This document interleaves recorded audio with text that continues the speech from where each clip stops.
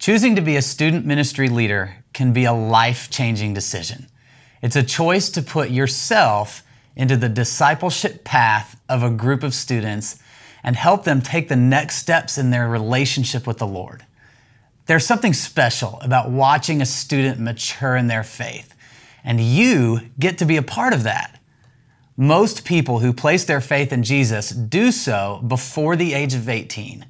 This makes your role as a student ministry leader a critical one.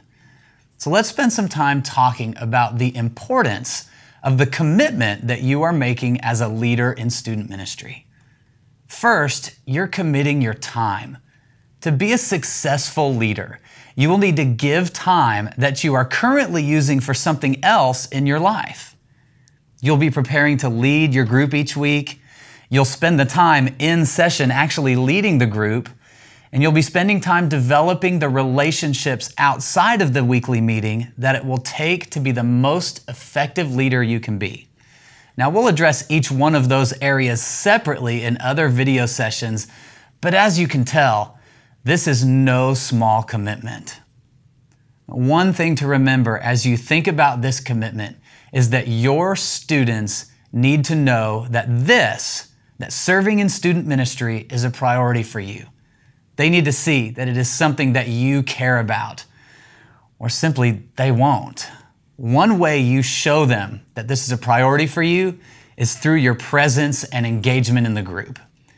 Getting to know a group of students takes time. Rarely do groups and leaders click right away from the start. Instead, it's a process where students begin to see that this is important to you, that you genuinely care about them, and that you are someone they can trust. There really are no shortcuts to this process, which only reinforces the need for you to be engaged. So how do you do that?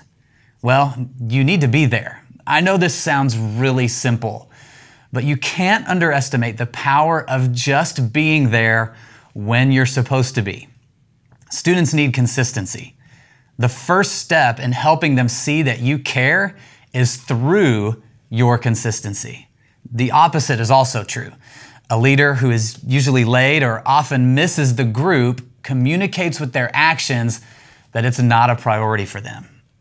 You know, as a student pastor, I've seen this play out over and over again, but one example sticks out to me involving two of my leaders. One of these leaders was an incredible Bible teacher, and one was what I would consider to be an average teacher at best. However, the incredible teacher was usually late to the group. This left his students sitting and waiting week after week. The average teacher was always the first one there. And while the quality of teaching was not as good as the first leader, the connection that the students had with that leader was much better.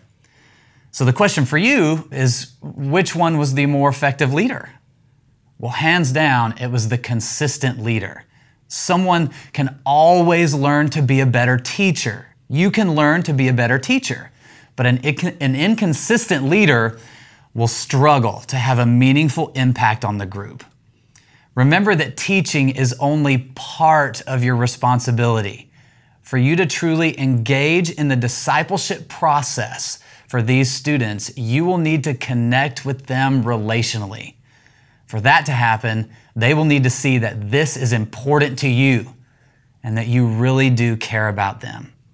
One of the best ways to do that is through the consistency of your leadership.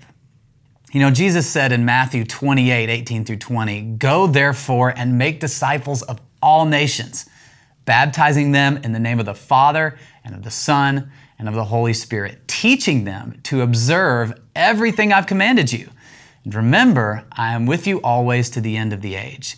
Your role as a student ministry leader is so important, not just because students need consistency and someone that cares about them, but because Jesus has called us to make disciples. You are about to begin an incredible discipleship journey as a part of the student ministry. And I think that you'll find that your own faith will grow along with your students as you pursue Christ together.